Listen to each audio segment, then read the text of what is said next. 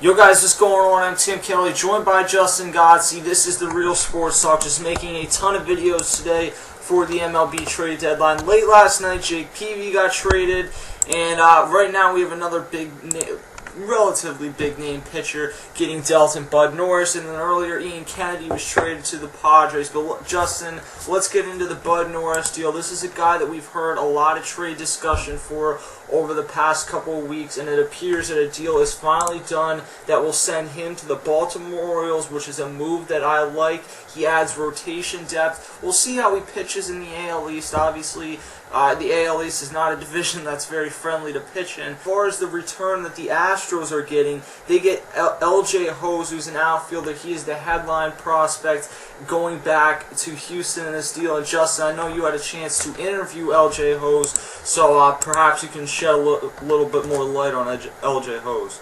You know, LJ Hose is an outfielder, a very speedy outfielder. Yes, he has not seen, a whole lot of time playing with the Baltimore Orioles organization, but you know what? Coming over to the Houston Astros, I think he's going to get a lot of playing time. The Astros team is a very young team where LJ Hose can really come in and make a case against Cross, who's the left fielder in Houston. I think he can really make a big jump for it, or possibly end up being a bench piece at the conclusion of the season. There was another deal that the Houston Astros made. We'll get to that here in a little bit, but that the accusation of LJ Hose can give him the possibility to even start once he makes his way over to Houston Astros. I love this deal a whole lot. LJ Hose really brings a solid average. You look at his average in the farm system. He was drafted a few years back, all dating back to 2008, and he's really made a big impact. Batting .308 his first year in 2008, and ever since then, this guy has always been a solid 270 to 280 type of hitter in the minor league farm system. But you know what? It's gonna be a real interesting treat for the Houston Astros fans to see what LJ Hose can really do full time at the major league level. There's no doubt in my mind that LJ Hose can be that starting right fielder or the starting left fielder for the Houston Astros. Yeah, Hose seems to be a good prospect that a lot of people were high on. The Orioles have a pretty solid outfield, though, so they get Bud Norris, who's still under team control for one more year after this year. Next year will be his sixth season in the league.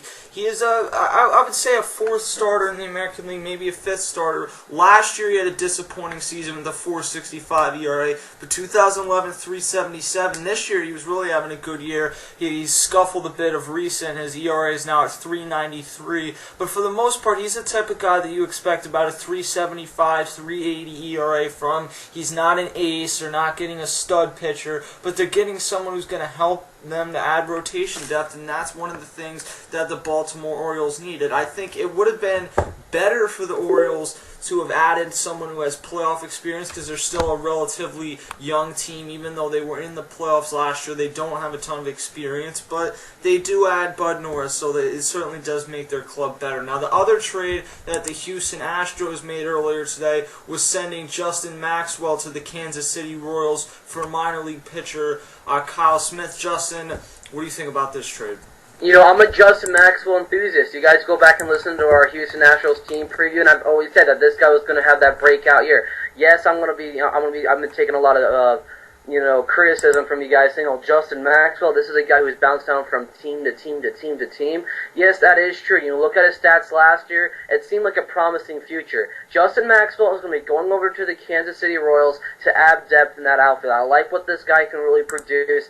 This season he's been plagued with the injuries. That's the biggest, why you guys are lashing out at me, which is totally fine. I can take it back.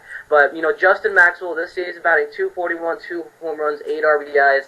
But, it's still a work in progress. He's going to provide great depth on the base path when it comes to, taking out a hitter just to, pinch run. He's going to help out in that situation, too, and also hitting, being a bench piece is going to be a good fit for Justin Maxwell. I like this accusation for the Kansas City Royals and Justin Maxwell. I'm just really concerned on the real future of this Astros squad, guys. When you look at it, you don't have Bud Norris, your ace pitcher. You don't have, the greatest amount of depth on this team, but you got the team of the future right here ahead of you. I'm giving you what you guys got right now. This is a future team. I interviewed Brandon Barnes. This guy hit the cycle this year. Justin Maxwell's out. You're bringing in LJ Hose. This team is set for the future. This team kind of reminds me of a minor league team because they're so young. They're bringing up all their young prospects. And you know what? This team can really make something in the future. I'm talking, 5 or 6 years, maybe 7 years down the line. But you know what they have right now is not in contention to compete against any other teams for the next 2 to 3 seasons. Yeah, there's no question about it. The Astros are kind of turning it around from the Ed Wade era. They're finally getting back some good prospects. So Bud Norris is the big piece traded this hour. There's about 15 minutes till the trade deadline. So if anything else goes down, we'll be here to make a video. But this is likely the last big trade that's going to go down on a relatively quiet trade deadline. We will catch you guys next time.